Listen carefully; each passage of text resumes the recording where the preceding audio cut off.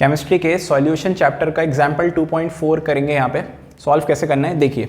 सबसे पहले question solve करेंगे, पढ़ेंगे, उसके बाद देखेंगे कि कौन सा फॉर्मूला लग रहा है और फिर निकालने की कोशिश करेंगे। तो आइए क्वेश्चन पढ़ते हैं। If nitrogen gas is bubbled through water at 293 kelvin, how many millimoles of N2 gas would dissolve in 1 litre of water. देखो हमसे ये बोलना है कि हमने नाइट्रोजन गैस को वाटर में बबल किया, यानी नाइट्रोजन को वाटर में डिजॉल्व किया।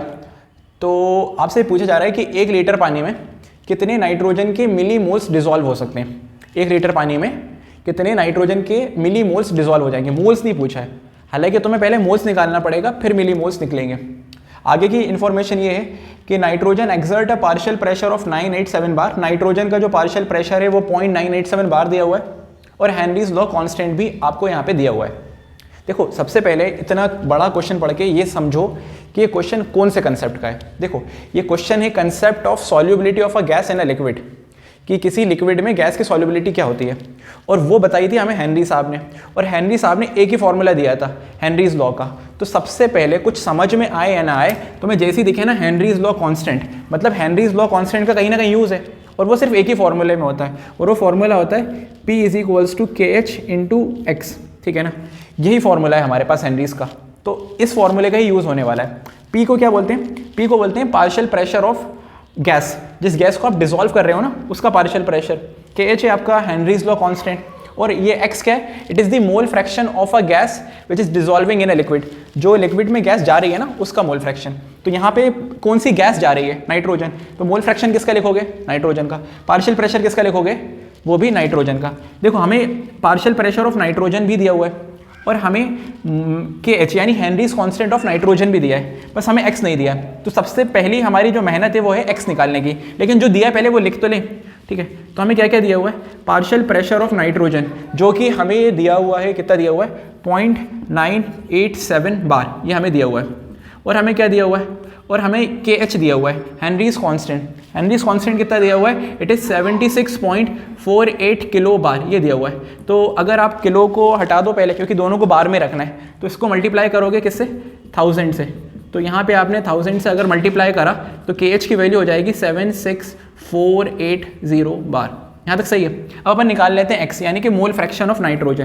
तो X का फॉर्मूला क्या हो जाएगा? बोलो यहाँ से X का फॉर्मूला क्या हो जाएगा? ये KH नीचे आ जाएगा, तो P/KH = हो जाएगा X। सही जा रहे हैं? किसका X निकालना है? ये X क्या है? X समझ रहे हो? X है मोल फ्रैक्शन ऑफ नाइट्रोजन, है ना? X है मोल फ्रैक्शन ऑफ नाइट्रोजन। तो P की जगह P की वैल्यू रख दो। तो P कितना दिख रहा है भाई? P की जगह अपन ने रख दिया 0.987 बार, और KH की जगह रख दिया अपन ने 76480 बार। ठीक है, अब इसको सॉल्व करेंगे। मेहनत कर लेना आप लोग थोड़ी सी। इनको डिवाइड करेंगे तो आंसर आएगा 1.29 × 10⁻⁻4। तो ये आपका आंसर आएगा 1.29 × 10⁻⁻5 आएगा। 1.29 × 10⁻⁻5 ये क्या आया है भाई? ये आया है आपका मोल फ्रैक्शन ऑफ नाइट्रोजन। अब ज़रा क्वेश्चन देखो, क्या तुमसे मोल फ्रैक्शन ऑफ नाइट्रोजन पूछा है उसने? नहीं, उसने पूछा है नाइट्रोजन के मिलीमोल्स। तो अब हम क्या करेंगे? नाइट्रोजन का जो मोल फ्रैक्शन आया ना उसकी मदद से नाइट्रोजन के मोल्स निकालेंगे। जब मोल्स आ जाएगा उसको चेंज करेंगे मिलीमोल्स में। समझ में आ गया? तो आधा क्वेश्चन हो गया है, अब आधा आगे करते हैं। हेनरीज लॉ का कंसेप्ट सिर्फ यहाँ तक था। अब कंसेप्ट है मोल फ्रैक्शन का। देखो मोल फ्रैक्शन किसका निकालना है हमें? नाइट्रोजन का। तो उसका फॉर्मूला क्या होता है बताओ? नाइट्रोजन के मोल फ्रैक्शन का फॉर्मूला। मोल फ्रैक्शन का फॉर्मूला कैसे निकालते हैं? देखो हमें नाइट्रोजन का मोल फ्रैक्शन निकालना है, तो जिसका मोल फ्रैक्शन निकालना होता है ऊपर रखते हैं उसके मोल्स। तो ऊपर आएंगे नाइट्रोजन के मोल्स और नीचे आते हैं टोटल मोल्स। तो टोटल मोल में कौन आएगा? एक आएगा नाइट्रोजन और एक आएगा आपके पास वाटर। ये समझ में आ रहा है फॉर्मूला? भाई देखो जैसे यहाँ पे जिसका भी मोल फ्रैक्शन निकालना है ऊपर आएंगे उसी के मोल्स। अगर पानी के मोल फ्रैक्शन निकाल रहे होते तो ऊपर आते पानी के मोल्स। हम नाइट्रोजन के मोल फ्रैक्शन निकालना है तो ऊपर आएंगे किसके मोल्स? नाइट्रोजन के, और नीचे आते हैं टोटल। अब टोटल हमारे पास दो ही लोग हैं ना, एक तो पानी जिसमें डाल रहे हो नाइट्रोजन, तो एक है पानी और दूसरा है उसमें नाइट्रोजन। समझ में आ गया? ऊपर नाइट्रोजन के मोल्स और नीचे टोटल मोल्स। ठीक है, तो हमारे पास मोल फ्रैक्शन ऑफ नाइट्रोजन की वैल्यू तो है, कितनी है? 1.29 × 10⁻⁻5। ध्यान से सुनना है, यहाँ पे कंसेप्ट है, सुनना। नाइट्रोजन के मोल्स तो पता नहीं है, ये हमें निकालने हैं। यहाँ पे भी नाइट्रोजन के मोल्स पता नहीं है, ये हमें निकालने हैं। और यहाँ पे आएगा पानी के मोल्स। पानी के मोल्स कितने हैं ये कैसे पता चलेगा? क्या पानी का कोई वेट दिया है? सर सुनो, ध्यान सुनना। पानी हमें बताया कितना है? 1 लीटर पानी। और एक ध्यान सुनो, 1 लीटर जो पानी है उसका जो वेट होता है वो होता है 1000 ग्राम। 1 लीटर पानी 1000 ml के बराबर और उसका वेट होता है 1000 ग्राम। ध्यान से सुनो, पानी 1 लीटर, ठीक है, समझ में आ रहा है? देखो मैं यहाँ लिखता हूँ कि पानी जो है हमारे पास वो है 1 लीटर। 1 लीटर पानी है, तो 1 लीटर पानी जो होता है वो होता है किसके बराबर? 1000 ग्राम के बराबर। और 1000 ग्राम के मोल्स निकाल लो कि पानी में 1000 ग्राम में कितने मोल्स होंगे। कैसे निकालोगे? ये पानी का वेट हो जाएगा, given weight upon molar mass. पानी का मोलर मास होता है 18, H2O निकाल लेना, तो इट विल बी 55.5, ठीक है। तो जो पानी के मोल्स आएंगे 1 लीटर में वो आएंगे 55.5। देखो समझ में आ रहा है ना ये कैसे कर रहा है भाई? देख, यहाँ पे नाइट्रोजन के मोल्स तो पता नहीं थे तो वैसे ही लिखा। यहाँ मोल्स किसके निकालने हैं? पानी के मोल्स कैसे निकालेंगे? हमने देखा यार पानी का वेट तो दिया नहीं है, पर ये पता है कि पानी 1 लीटर है, ठीक है ना। पानी की डेंसिटी 1 ग्राम पर लीटर होती है, तो अगर 1 लीटर है तो पानी 1 लीटर है, 1 लीटर में 1000 ml, और 1000 ml 1000 ग्राम के बराबर होता है। ये कंसेप्ट सिर्फ पानी के लिए है जब डेंसिटी 1 ग्राम पर लीटर हो। तो हमने देखा कि पानी जो 1 लीटर है उसका वजन 1000 ग्राम है। तो मोल्स कैसे निकालते हैं? Given mass upon molar mass. पानी का गिवन मास 1000, मोलर मास था 18, 1000 को 18 से डिवाइड करा तो पानी के मोल्स आए 55.5। ये समझ में आ गया क्या? मैं इसको हटा दूँ, इसको आप साइड में कहीं मेंशन कर देना, ठीक है। तो पानी के मोल्स कितने आ रहे हैं? 55.5, ठीक है, 55.5। अब ज़रा एक बात और सुनो, एक कंसेप्ट और ये है कि भाई साहब देखो, ये जो चीज़ है ना, ये 10 की पावर -5, क्या ये क्वांटिटी बहुत छोटी है? बहुत ही छोटी है ना, 10 की पावर -5 मतलब 0.00 कुछ होगा। तो अगर ये क्वांटिटी छोटी कब आ रही होगी? ये क्वांटिटी छोटी जब आ रही होगी जब ये जो न्यूमरेटर है यानी नाइट्रोजन के जो मोल्स हैं बहुत कम होंगे।